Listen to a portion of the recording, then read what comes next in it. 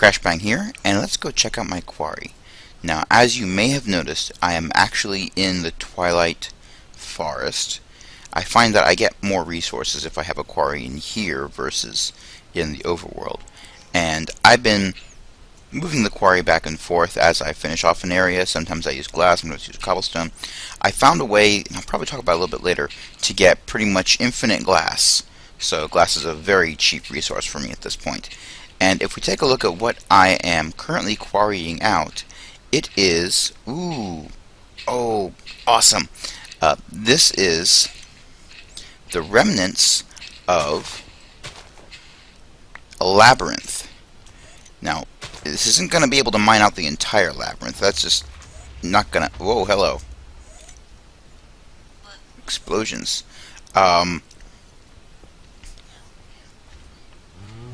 This can't mine out an entire labyrinth because there's a layer of bedrock covering the last level, as you can see here.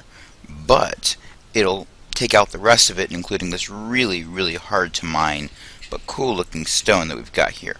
So that's pretty awesome. And let's head out.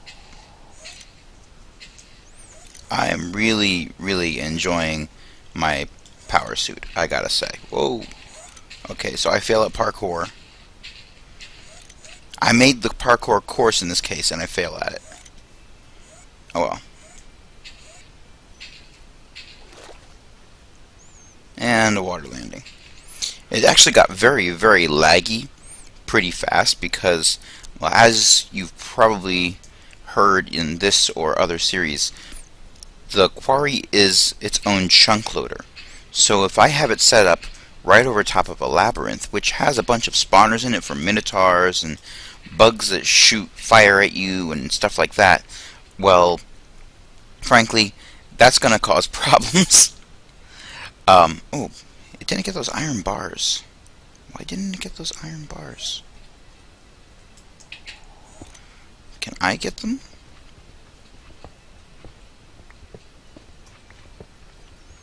Maybe it just dug right through them. I don't know. Oh, hello.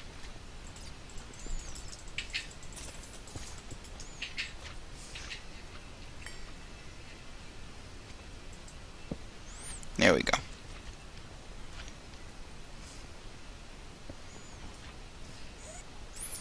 I'll go up this way this time.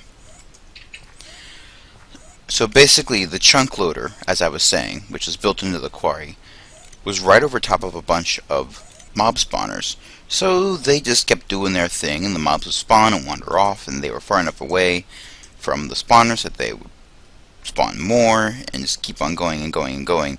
And as you can see, probably on my mini-map, I've got a ton of slimes and other goodies directly below, more or less. Now, as the quarry went down, it cleared out some of those because it breaks spawners and stuff like that. I would also pour water down, which is what this is a remnant of, so that for the most part it was flooded out, and that also prevented things like the various TNT traps. Like, I've got some TNT here left over from one. It would keep them from blowing up and destroying chests and goodies and things like that. So, I said I would talk about how to get infinite glass. Let's take a look at that back in the overworld.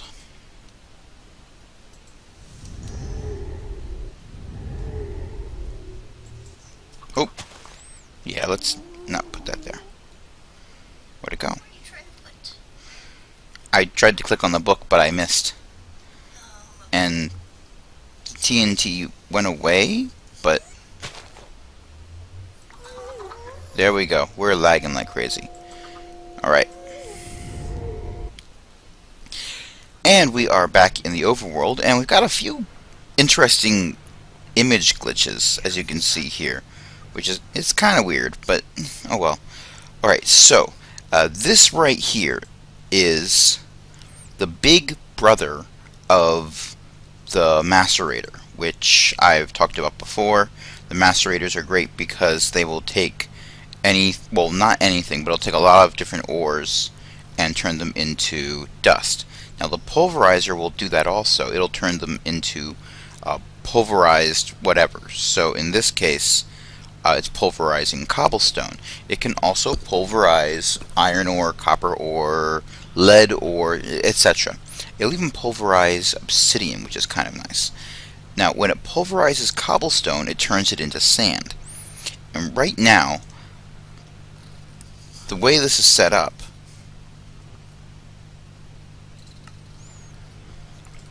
hold on.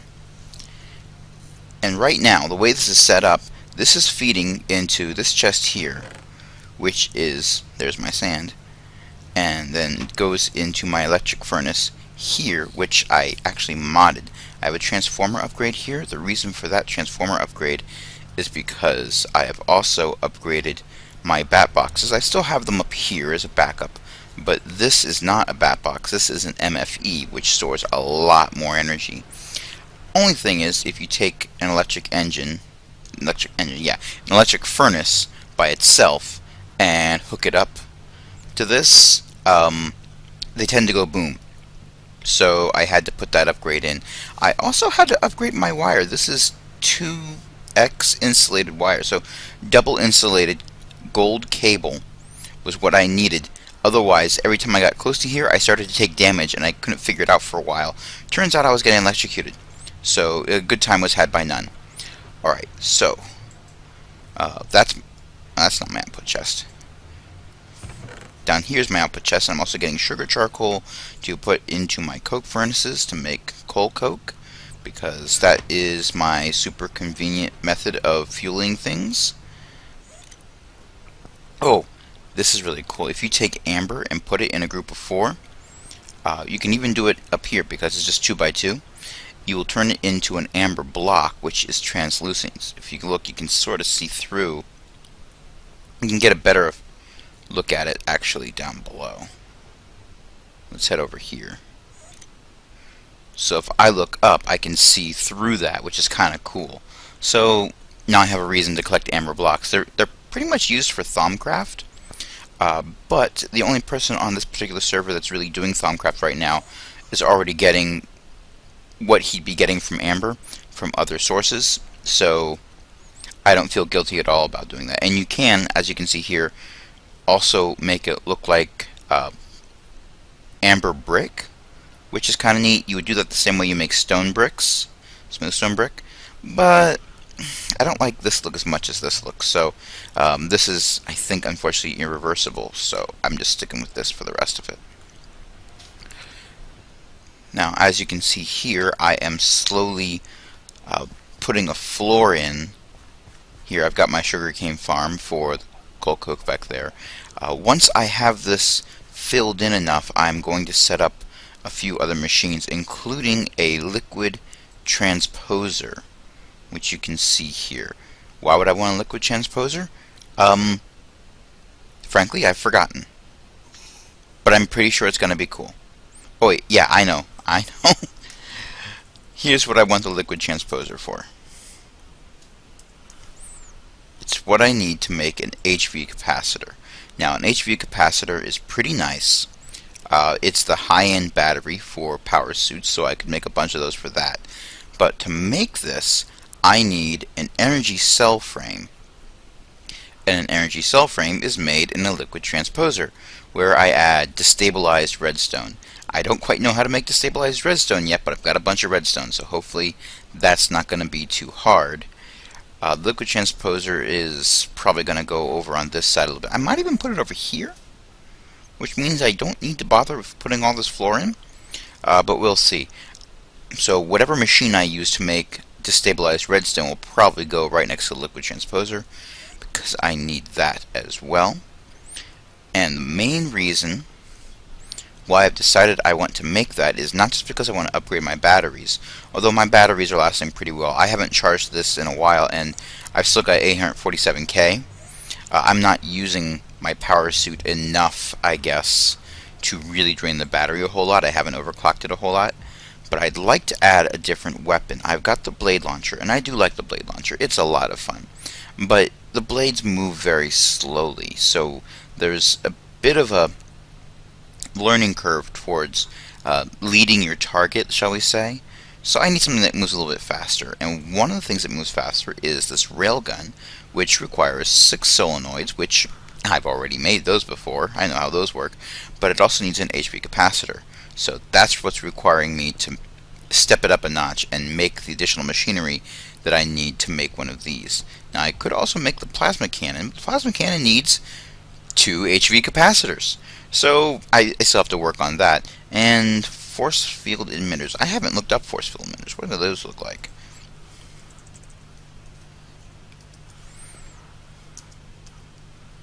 Force field emitter. And, ooh, ender pearls. An advanced circuit. The solenoids are the only things in there that I actually think are easy. Alright, and I've been hunting endermen. I've got 2 ender pearls. And I'm actually planning on saving those until I can make some ender chests to help with my quarrying operations before I do anything else. So I'm not going to be doing that. And what is this? Resonant ender. Ooh, I've seen YouTube videos of people playing with this. This is fun stuff and nasty stuff depending on whether or not it's been used against you in a practical joke. But I won't be making that yet. So what I'm probably going to be doing once I have the liquid transposer and whatever I need to make liquid redstone is I'm going to be adding a railgun to my arsenal. And I will probably be replacing my advanced batteries with elite batteries to see what I can do with that. So that's all for now. When we come back, I will hopefully have a liquid transposer all set up, and I will be adding fancy stuff to my suit that we can try out. Hey, and we're back, and I am making some more electrum, which is gold and silver smelted together in an induction smelter. It took me a while to figure this out. I'm glad I finally did. Figured it out a while ago, but it still took me a while before I got to this point. Alright, so this is what I need to make a frame, which I use to fill with redstone, which becomes something that we'll see. Alright, so that should be enough for now. I'll let that finish. Let's go over to a crafting bench and let's make these HP capacitors. So to make these HP capacitors, I need wiring, which is pretty easy. That's just gold and redstone. Or I could go with copper and silver combined, but I'm kind of low on copper, so I'm going with gold and redstone. But I also need these energy cell frames, which I then fill with destabilized redstone. Well, destabilized redstone is being made right now.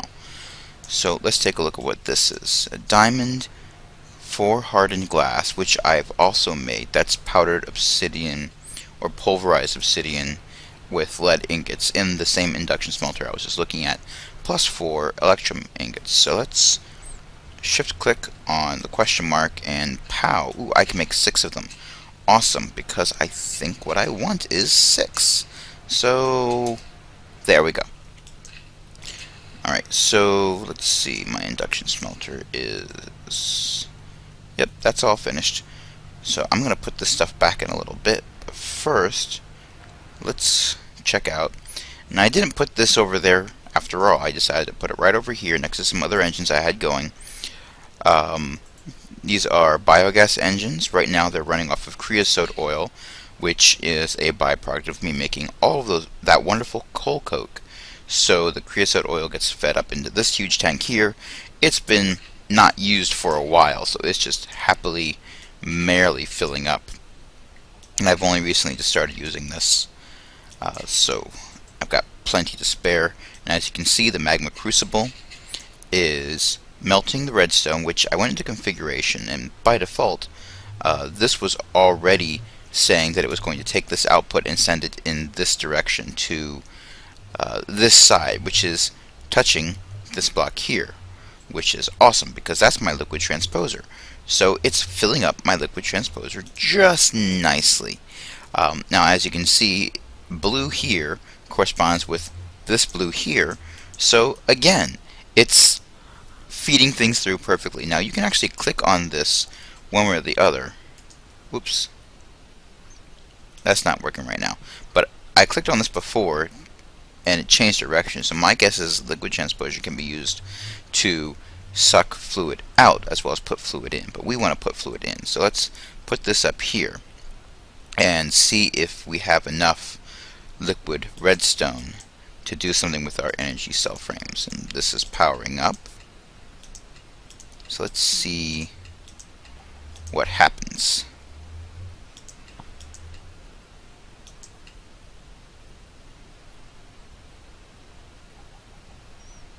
This is exciting.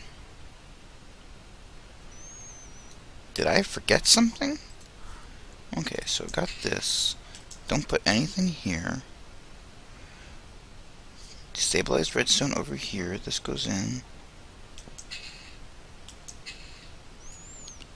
16,000 millijoules.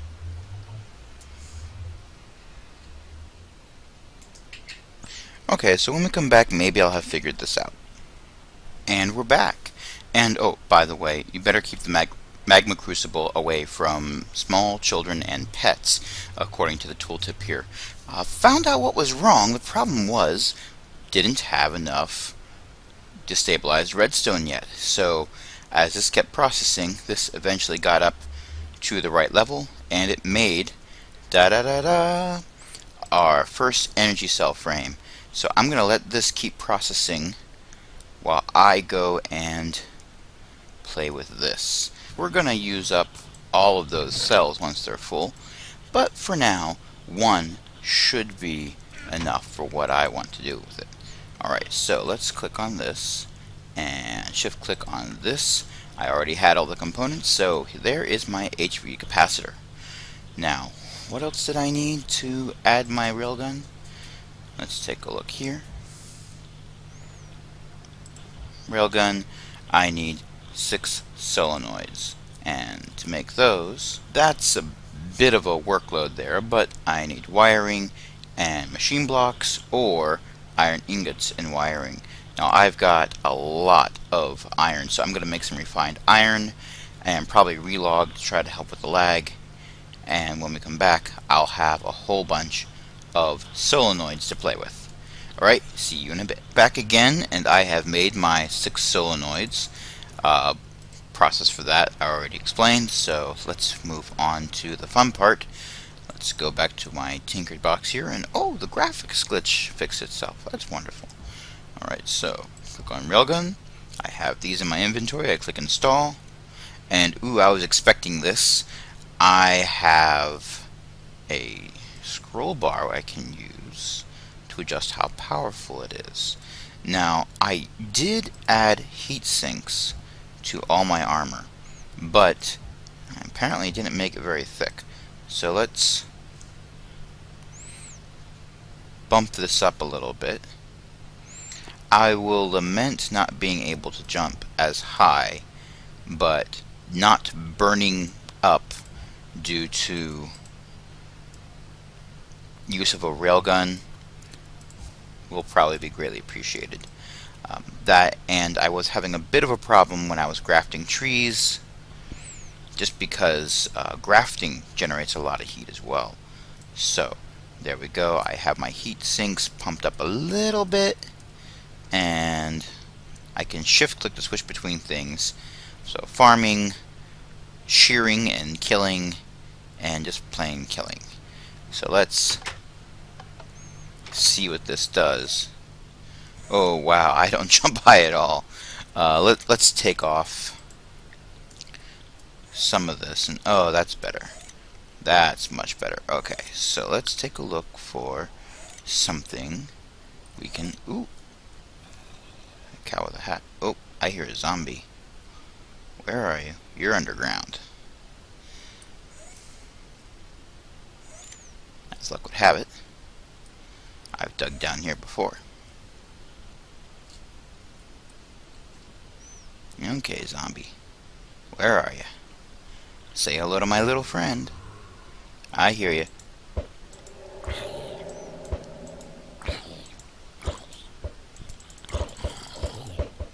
Well, that's not too bad. Where'd he get the cobblestone from?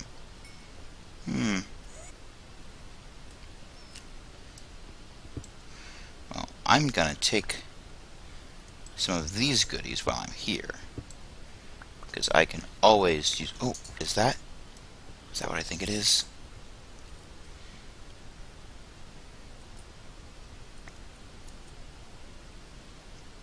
It is a copper oreberry bush. Score!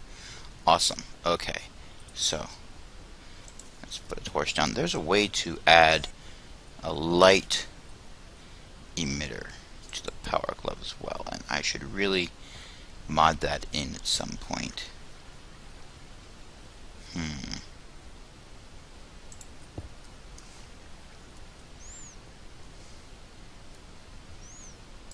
You would think, hanging out underground, I would encounter many more mobs than what I'm encountering. And granted, I know it's a mixed blessing.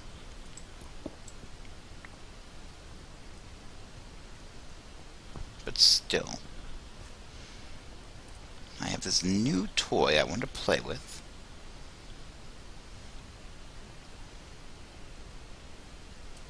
And no one to play with. Okay, and we're back. And this time, I'm going to crank this up all the way and see what happens if I fire this off. I already know there's a bit of a recoil to it. So, that's kind of interesting.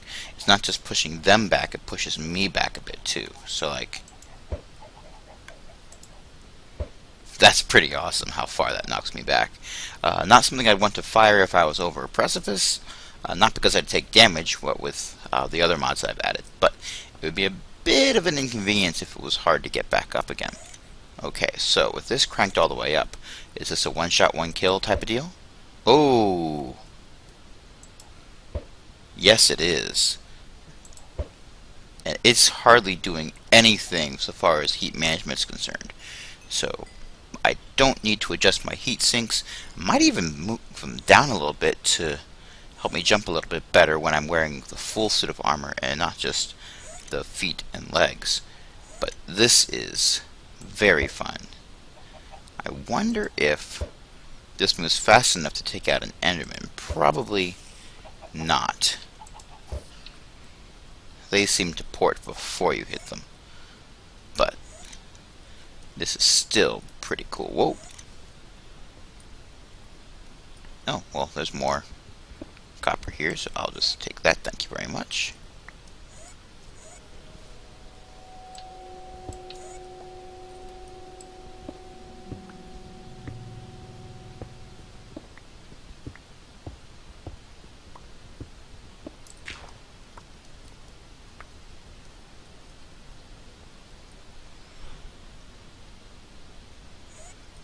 Let's see who else we can obliterate.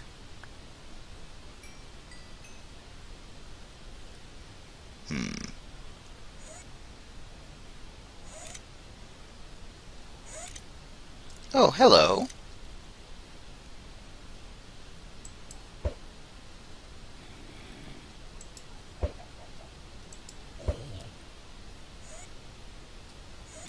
Now, what else will this damage? Will this break blocks? Oh, wow. Well, I can use it to jump, apparently. Rocket jump. Sweet.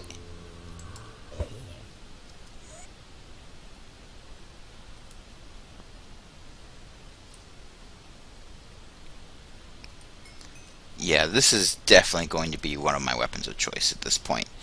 I'll switch to the buzzsaw for a few things, more delicate work if I need to avoid getting, you know. Whoa! Holy cow. If I need to avoid doing that, I will switch to the buzzsaw, but otherwise, this is all I need, really. That is freaking cool. I can jump really, really high with this. I wonder if I can jump out of water with this. I can't do that with the boots and legs, but maybe I can do that. Like, if I'm in this, that's I can bob. That's about it. But if I shoot down, oh, wow. Now, if I use this too much, I will start to generate a bit of heat. But that is freaking awesome. Okay, and it doesn't really use a whole lot of energy from what I'm seeing. I still have 1.3 million units of energy. I forget exactly what they're supposed to be called in Minecraft, but that is really cool. And I think that's going to wrap this up, unless you really, really wanted to see me running around and shooting all the things. I did that a little bit, but you get the idea already. Go and build your own, why don't you? Alright, so, that wraps it up for this time. I've been Crashbang, and have fun.